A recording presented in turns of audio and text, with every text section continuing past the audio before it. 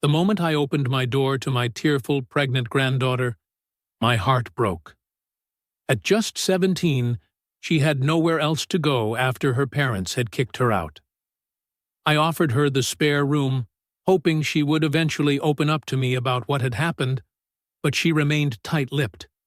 Desperate for answers, I contacted her father, my son. But what he told me forced me to kick her out as well. Emily spent the first few days in a sullen silence, avoiding eye contact and keeping to her room. She interacted minimally, and I could tell she was deeply troubled. Every attempt I made to draw her out felt like prying. I could hear her shuffling around upstairs, but conversation between us was sparse and awkward. It was clear she was hurting, and I felt helpless, not knowing how to bridge the gap between us. I tried to engage her with small talk during meals, but she barely responded. "How was your day, Emily?" I would ask, only to receive a non-committal grunt or a slight nod. It was painful to see her in such a state. She would pick at her food and stare off into the distance. Every meal felt like a battlefield of silence, growing more awkward with each passing moment. One night, I heard her crying through the door but decided not to intrude. The sound of her muffled sobs tore at my heart, but I didn't want to push her further away. I stood outside her room, feeling utterly powerless. Each sob echoed my own frustration and worry. I went back downstairs, consumed by the sound of her pain and the helplessness that came with not knowing how to comfort her. Concerned for her well-being, I reached out to her school counselor for some insight. I dialed the number with a sense of urgency, hoping they could shed some light on Emily's state. "Hello, this is Ms. Dawson, Emily's counselor. How can I assist you?" she answered. I explained the situation, pleading for some guidance. Ms. Dawson listened carefully, but could only reveal so much without breaching confidentiality. The counselor revealed that Emily had been in some recent trouble but couldn't disclose details. "She's had a challenging few months," Ms. Dawson said, her voice tinged with concern. "I'm afraid there are confidentiality limits to what I can share. However, it's clear she's in need of support." While her words were limited, they confirmed that something significant was troubling Emily, fueling my determination to uncover the truth. Determined to uncover the truth, I started cleaning her room while she was at a doctor's appointment. The guilt of invading her privacy gnawed at me, but my worry outweighed my hesitation. I methodically picked up scattered clothes, books, and random knickknacks, keeping my eyes peeled for anything out of the ordinary. As I reached under her bed, I felt something that made my heart race with anticipation and dread. I stumbled upon a stack of unopened letters and bills hidden under her bed. The sight of the hidden correspondence caught me off guard. Why would she hide these? I carefully pulled them out. My curiosity piqued. The envelopes looked a bit worn, as if they had been there for quite some time. It was a strange discovery, one that raised more questions than it answered, adding layers to the mystery. Most were addressed to her mother, my daughter-in-law, but some were official-looking papers addressed to Emily. I recognized the handwriting and the return addresses, making my pulse quicken. I wondered if these letters held the key to understanding Emily's turmoil. Heart pounding, I debated longer than I liked to admit before carefully placing them in a neat stack, deciding to examine them later. The unopened letters seemed like a ticking time bomb. The dates on them suggested they'd been accumulating for months. Each envelope bore a different postmark, some dating back nearly half a year. It dawned on me that these weren't recent issues, but part of a bigger, lingering problem. The longer I stared at the stack, the more I realized that Emily had been dealing with this alone for far too long. I began to feel the weight of the secrets hidden within those envelopes. I debated whether to confront Emily directly, but decided to wait for the right moment. With so much on her plate, I didn't want to overwhelm her further. It felt like walking on eggshells, not knowing the best way forward. Instead, I resolved to give her space while keeping a watchful eye. Observing her interactions and habits might reveal more than a direct confrontation could. I decided to take Emily on an outing to the park to try and bond with her. After breakfast, I casually proposed the idea. "How about we go to the park today?" I suggested. She hesitated, but with a little coaxing she agreed. The fresh air might do her some good, I thought, and give us a chance to chat in a more relaxed setting. Slowly, she began to open up, sharing bits and pieces about her friends and interests. She talked about a new book she was reading and mentioned some classmates she used to hang out with. Her guarded demeanor softened, revealing glimpses of the vibrant girl she once was. It was comforting to see her animated by these small joys, even if the shadows of her troubles still loomed. She still avoided talking about her home situation, but the small progress was encouraging. As we walked through the park, I decided not to push her. Some connections take time, I reminded myself. The day ended on a lighter note, a subtle reminder of the bond we could rebuild. Sometimes a single step forward can make all the difference, even if it's a small one. Later that evening, as we shared dinner, I subtly mentioned the letters. "Emily, I found some letters under your bed while tidying up," I said as casually as possible. She instantly froze, her fork hovering in midair. Her eyes darted around, searching for a way out of the conversation. I could sense her anxiety, but I needed to bring it up. Her reaction told me the letters were significant. She froze, then quickly changed the topic, retreating back into her room afterward. The moment I mentioned the letters, she became visibly tense. "Oh, look at the time. I have some homework to finish," she mumbled, pushing away from the table. She left her half-eaten plate behind as she practically fled to her room. Her abrupt departure left me staring at the closed door, more worried than ever. That night, I decided it was time to involve her father again. It was clear that, whatever Emily was dealing with, it was too much for her alone. I couldn't shake the feeling that there was more going on than met the eye. Picking up the phone, I dialed my son's number, hopeful that he could provide some much-needed clarity. It was a difficult decision, but it seemed necessary. I called my son, hoping he could fill in the gaps. After a few rings, he answered, sounding more tired than I expected. "Hey, Dad, everything okay?" he asked, a note of weariness in his voice. I explained the situation, sharing my concerns about Emily. He listened patiently, though it was clear he was struggling with his own feelings about the whole ordeal. We needed to work together. He sounded reluctant, but eventually agreed to meet me the next day. "Dad, I'll come over tomorrow so we can talk more," he conceded after a long pause. His reluctance was palpable, but he knew he had to face this. I thanked him, feeling both anxious and relieved. Tomorrow would bring answers, or at least I hoped it would. We needed to get to the bottom of Emily's troubles. When we met, he looked exhausted and frustrated. Dark circles under his eyes and a furrowed brow told the story of sleepless nights and unresolved stress. "It's been hard, Dad," he admitted as we sat down. He ran a hand through his hair and sighed heavily. "Emily's been hiding something serious, but she won't talk to us." His frustration mirrored my own, making it clear this was far from simple. He admitted they'd had a huge fight and that Emily had been hiding something serious from him and his wife.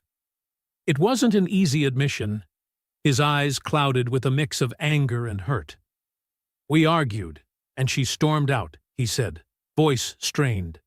His hands were balled into fists, knuckles white. My concern only deepened. Whatever she was hiding had driven a significant wedge between her and her parents.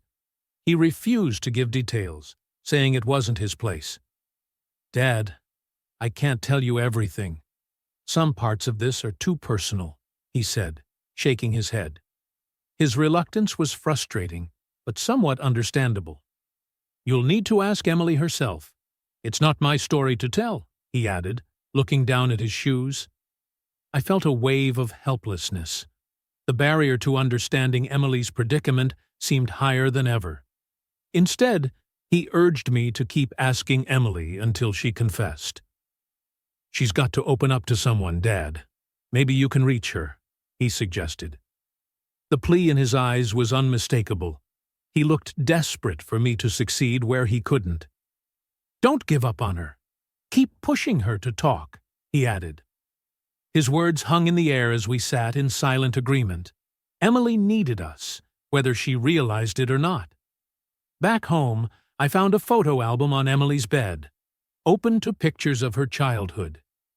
The sight of those smiling faces, frozen in time, tugged at my heart. The album was well worn, edges frayed from years of use. It felt like a breadcrumb trail she had left behind, maybe unintentionally. She had likely been reminiscing about happier times. The joy captured in those photos contrasted sharply with her current sorrow. It was clear she missed those days, a time before the weight of her present troubles. Each page told a story of a carefree childhood that now seemed distant. Her longing for those times was palpable, and it pained me to think about how she must be feeling. I decided to share a story from my past, hoping it would encourage her to open up.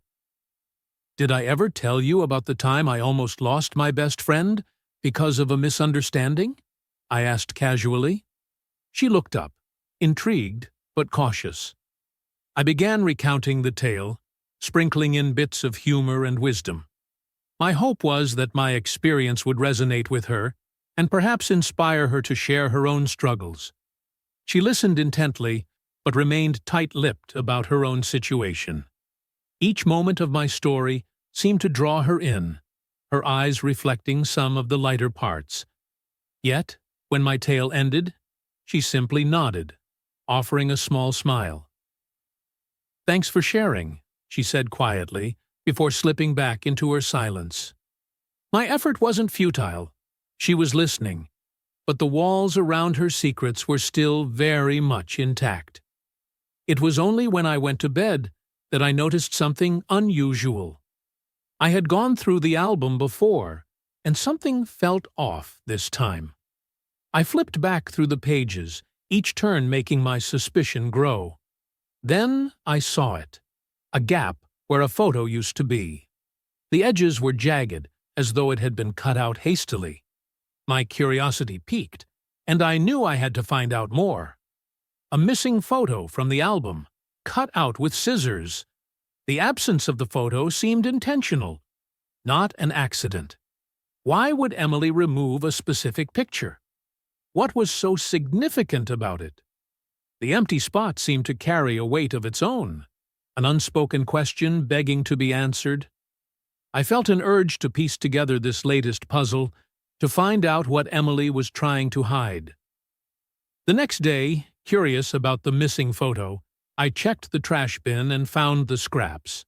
The pieces were crumpled but not beyond recognition. I carefully unfolded them, revealing a torn image that piqued my curiosity even more. It was a picture of Emily with a boy I didn't recognize, taken in a different town. My breath caught in my throat as I realized this might be a key to understanding her troubles.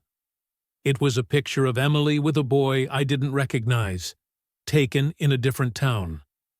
My breath caught in my throat as I held the torn scraps of the photo. There was something significant about this boy that Emily wanted to hide. He seemed to be around her age, and the background looked like a place she hadn't mentioned before. This discovery felt like a crucial piece of the puzzle. I took the scraps to a local print shop to see if they could restore the image. The technician, a young man with a keen eye for detail, studied the torn pieces. "I'll do my best," he assured me. As I anxiously waited, I couldn't help but wonder about the significance of the photo. Why had Emily hidden it so carefully? My heart raced, hoping this would bring us closer to the truth. The technician did his best, revealing a clearer image of the boy. He had unruly hair and a mischievous glint in his eyes. The background became more evident, too. It looked like it was taken near a beach or a lakeside. With a sense of foreboding, I thanked the technician and headed home. I felt a mix of anticipation and dread about showing this restored image to Emily. When I showed the restored image to Emily, she turned pale and hysterically begged me not to tell anyone. "Please, don't show this to anyone," she cried, her voice shaking. She clutched the photo, her eyes wide with fear. The desperation in her plea was unmistakable. It was clear that this boy had a far more significant impact on her life than just a casual acquaintance. Her reaction spoke volumes. Her reaction hinted at more than just a bad relationship issue. It reflected a deeper turmoil, an underlying problem that she was terrified to face. The way her hands trembled as she held the photo showed something much darker. This wasn't just about young love gone wrong. There must be serious consequences that she was afraid of. I knew then that I needed to do more to understand her plight. Haunted by her reaction, I decided to investigate further.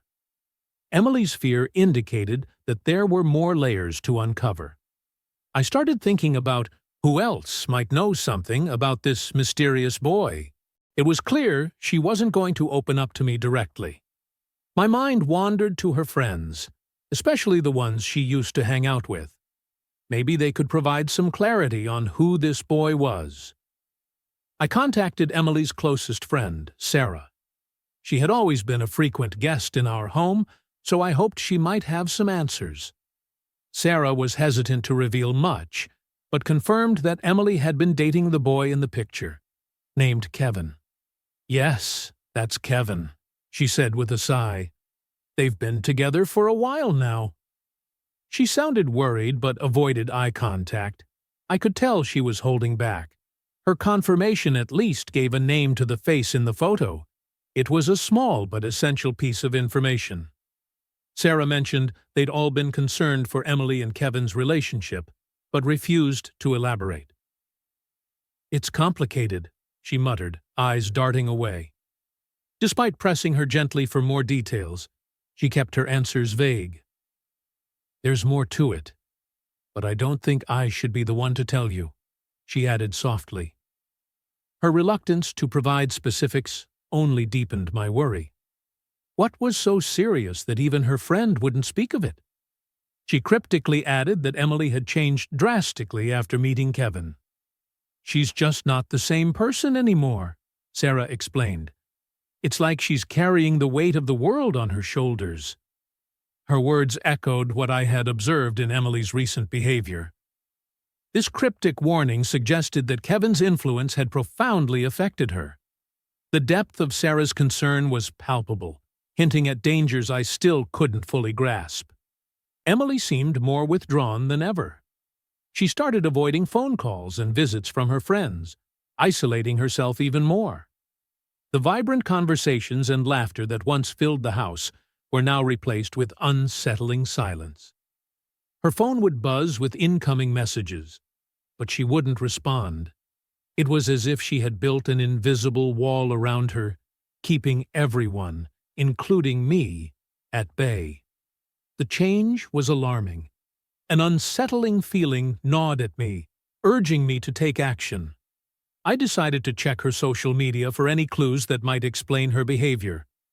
Emily had always been active online, sharing moments from her life with friends. However, lately, I noticed she barely touched her phone unless absolutely necessary. The silence from her online presence was as thick as her real-world withdrawal, pushing me to investigate further.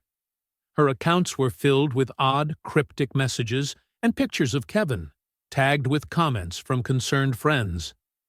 Every post seemed to carry an undertone of distress or secrecy. Friends commented things like, "Are you okay?" and "We miss you."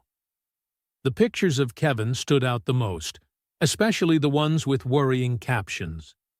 These snippets of her digital life painted a troubling picture of her current situation. One message particularly caught my eye. "Emily, you need to tell someone before it's too late."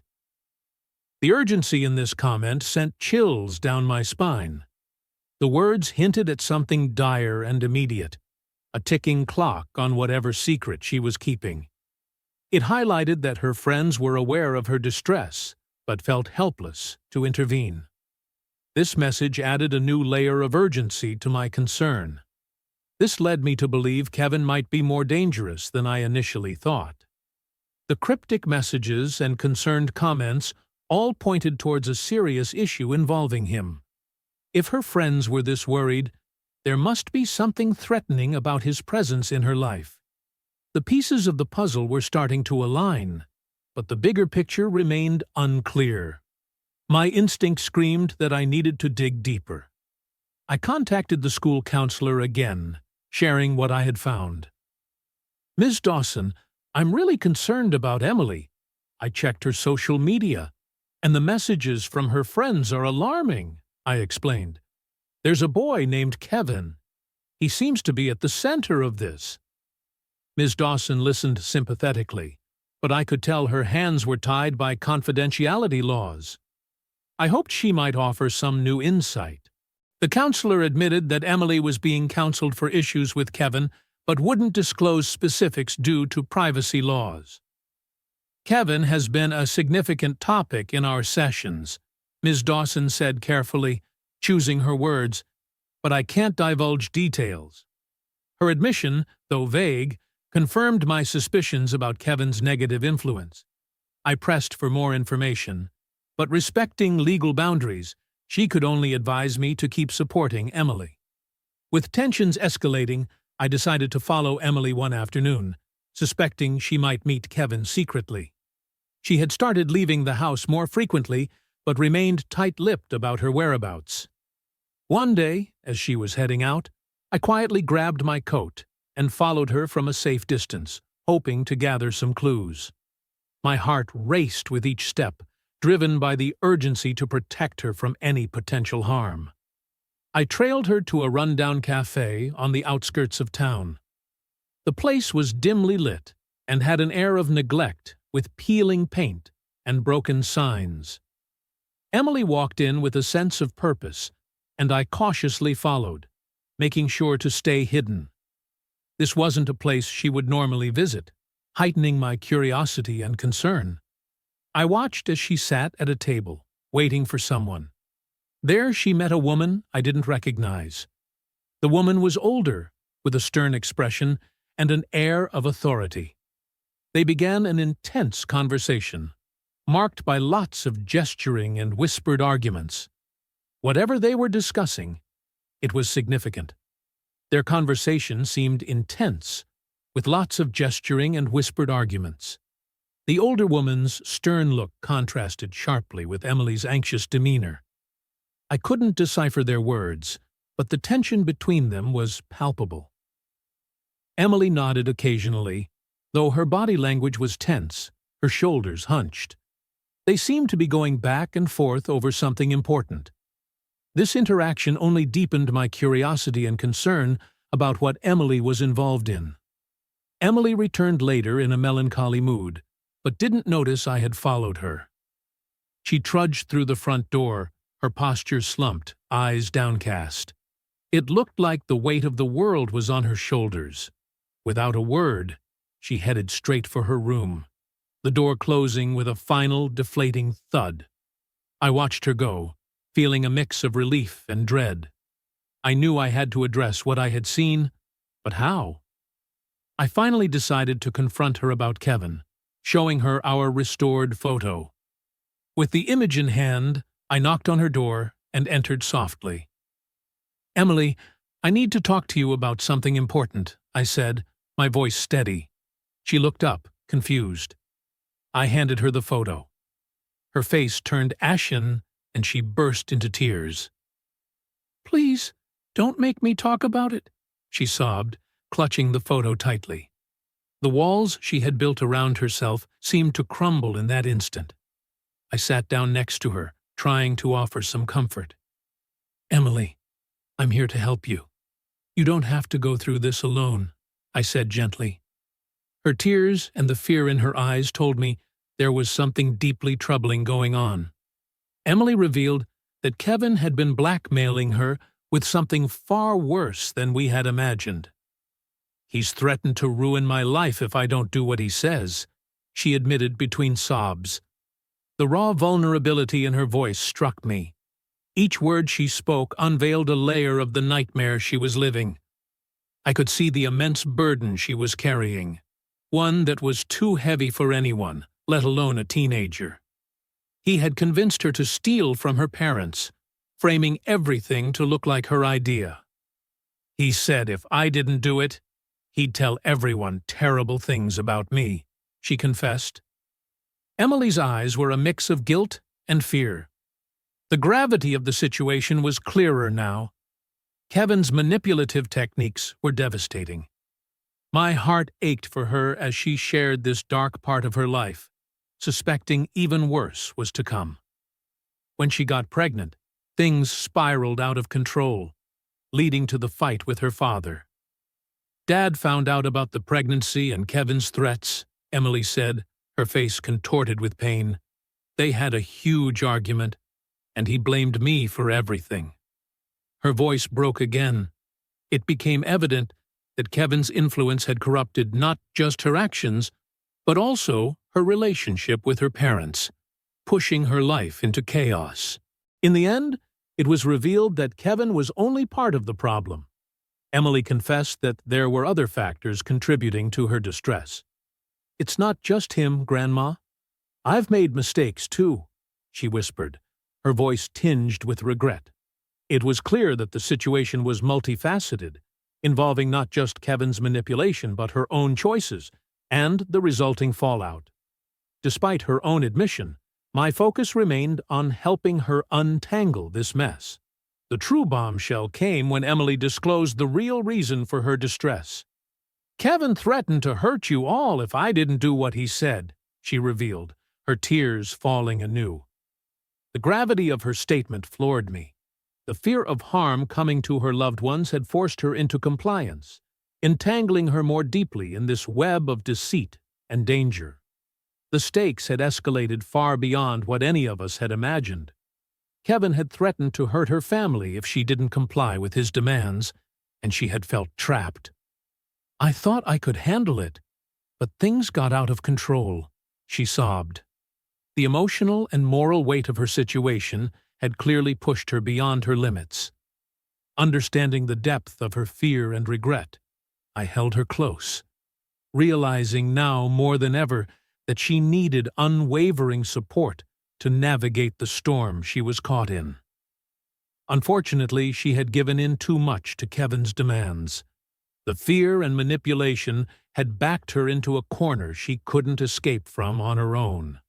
Her compliance had only made things worse, deepening her involvement in Kevin's schemes. Each step she took in line with his threats further compromised her own safety and the well-being of her family, making a difficult situation nearly impossible to untangle. Things had gotten out of hand quickly. Kevin's threats turned from emotional to physical, creating a volatile environment that Emily couldn't control. The more she tried to appease him, the more demanding he became. Her attempts to manage the situation spiraled, leading to increased friction with her parents and mounting fear. The once manageable problem had ballooned into a full-blown crisis, leaving Emily feeling helpless and trapped. What Emily's father revealed left me no choice but to protect my family. "Dad, Kevin's threats are serious," he had told me, his voice trembling. "He's dangerous, and he's not just targeting Emily anymore. He's coming after all of us." The chilling realization that my entire family was at risk forced my hand. The safety net I thought I could provide for Emily was no longer viable. We needed a more drastic solution. This led me to make the heartbreaking decision to send her away as well. As much as it pained me, I knew keeping her here would only invite more danger. I couldn't bear the thought of something happening to her or to the rest of my family because of Kevin's threats. The decision wasn't just difficult, it felt like tearing out a piece of my heart. But I had to think of everyone's safety. I told her that keeping her here put everyone else at risk. "Emily, I love you, but we need to think about the bigger picture," I explained, struggling to keep my voice steady.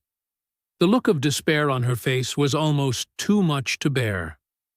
"I wish there was another way, but we have to ensure everyone's safety first," I added, my heart breaking even as I spoke the words. Through tears, I explained that I had to think about the safety of the entire family. "Do you understand, Emily? We can't afford any more risks," I said, wiping away my own tears. She nodded slowly, her face a mask of grief and resignation. "I get it, Grandma," she whispered, her voice barely audible. It felt like a final, devastating blow, but I knew it was the right thing to do. Emily packed her belongings and left, promising to find a way to fix things. "I'll make it right, Grandma. I promise," she said, trying to muster some strength. Each item she placed in her bag felt like a piece of our connection being severed. I stood by the door, offering what little support I could through my tears. Her determination to find a solution gave me a glimmer of hope. Watching her go was one of the hardest things I've ever done. The sight of her walking away, carrying the weight of her troubles, tore at my heart. "Stay safe, Emily," I called out, though it felt like a feeble attempt to provide comfort. She glanced back with a bittersweet smile before continuing down the path. The house felt emptier with each step she took, a silent testament to our shared pain. I hoped she would find the help she needed to deal with Kevin. "Please, God, let her find someone who can truly protect her," I whispered to myself. The world beyond our door seemed fraught with dangers I couldn't control, making my hope feel like a fragile lifeline. Emily's strength gave me a sliver of faith, but the uncertainty of her journey gnawed at me. I prayed for her safety relentlessly. As I closed the door behind her, I prayed for her safety and hoped she'd one day forgive me. "I did this for us," I murmured, feeling the strain of each word. The house was quiet, a stark contrast to the emotional turmoil I felt inside. I lingered by the door, as if keeping it open could somehow bring her back.